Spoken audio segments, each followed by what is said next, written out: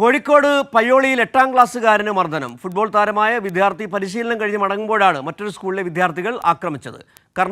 കർണപുടത്തിന് പരിക്കേറ്റ കുട്ടി ചികിത്സയിലാണ്. വിവരങ്ങളുമായി ഇപ്പോൾ ലതീഷ് ചേരുകയാണ്. ലതീഷ്, എന്താണ് ഈ ഫുട്ബോൾ കളിയുമായി ബന്ധപ്പെട്ട തർക്കമായിരുന്നോ ഈ അക്രമത്തിലേക്ക് കലാശ? മറ്റൊരു സ്കൂളിലെ കുട്ടികളാണ് ഈ കുട്ടിയെ മർദ്ദിച്ചത്. ഈ കുട്ടിയുടെ ആരോഗ്യസ്ഥിതി ഇപ്പോൾ എങ്ങനെയുണ്ട്? രണ്ട് സ്കൂളുകളിലെ വിദ്യാർത്ഥികൾ തമ്മിലുള്ള തർക്കമാണ് ഇത്തരത്തിലൊരു മർദ്ദനത്തിൽ കലാശിച്ചത്.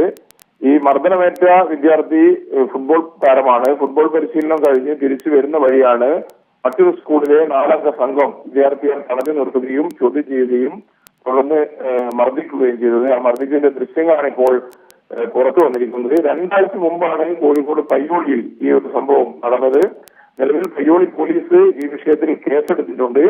കുട്ടികളോട് നാളെ ജുവനൈൽ ജസ്റ്റിസ് ബോർഡ് മുമ്പാകെ ഹാജരാകാനുള്ള നിർദ്ദേശമാണ് നൽകിയിരിക്കുന്നത്. കാരണം പരിക്കേറ്റ വിദ്യാർത്ഥിയും അതേപോലെ തന്നെ മർദ്ദിച്ച വിദ്യാർത്ഥികളുമെല്ലാം പ്രായപൂർത്തിയാകാത്ത വിദ്യാർത്ഥികളാണ് എന്നതാണ് ഇതുമായി ബന്ധപ്പെട്ടുള്ള പോലീസ് പറയുന്ന കാര്യം. അതുകൊണ്ട് തന്നെ പോലീസ് നടപടി എന്നുള്ള നിലയിലാണ് പോലീസ് കേസെടുക്കുകയും മർദ്ദനമേറ്റത് 8ാം ക്ലാസ്സുകാരാണ്. മർദ്ദിച്ചതും 8ാം ക്ലാസ്സിലെ കുട്ടികൾ തന്നെയാണോ അതോ മുതിർന്ന ക്ലാസ്സുകളിലെ കുട്ടികളാണോ? സിജു, മറ്റൊരു സ്കൂൾ വിദ്യാർത്ഥികളാണെന്ന് മാത്രമാണ് പറയുന്നത്. അത് ഒരേ ക്ലാസ്സിലെ വിദ്യാർത്ഥികളാണോ 8ാം ക്ലാസ്സുകാർ തന്നെയാണോ എന്നത് സംബന്ധിച്ചൊന്നും പോലീസ് വ്യക്തത പറയുന്നില്ല. കാരണം ഏതായാലും ഈ CCTV ദൃശ്യം ഈ മൊബൈലിൽ പകർത്തിയ ദൃശ്യങ്ങളായിരിക്കും, മർദ്ദിച്ച കൂട്ടത്തിലുണ്ടായിരുന്ന കുട്ടികൾ പകർത്തിയതായിരിക്കാം. അത് പുറത്തു വന്നതിന് പിന്നാലെയാണോ ഈ പോലീസ് കേസെടുത്തത്? 2 ആഴ്ച മുമ്പ് നടന്ന സംഭവമാണെന്ന് പറഞ്ഞുകൊണ്ടാണ് ചോദിച്ചത്.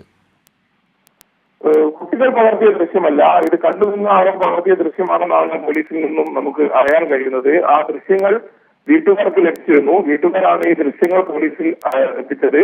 ഇതേ തുടർന്നാണ് പോലീസ് കേസെടുത്തത്. ഒപ്പം വിദ്യാർത്ഥി പരിക്കേറ്റ് ചികിത്സ തേടിയിരുന്നു. ഇപ്പോൾ ചികിത്സ കഴിഞ്ഞ ആശുപത്രിയിൽ നിന്നും മടങ്ങിയിട്ടുണ്ട്. എങ്കിലും കുറച്ച് ദിവസത്തേക്ക് വിശ്രമം വേണമെന്നാണ് ആശുപത്രി അധികൃതർ നൽകിയ നിർദ്ദേശം.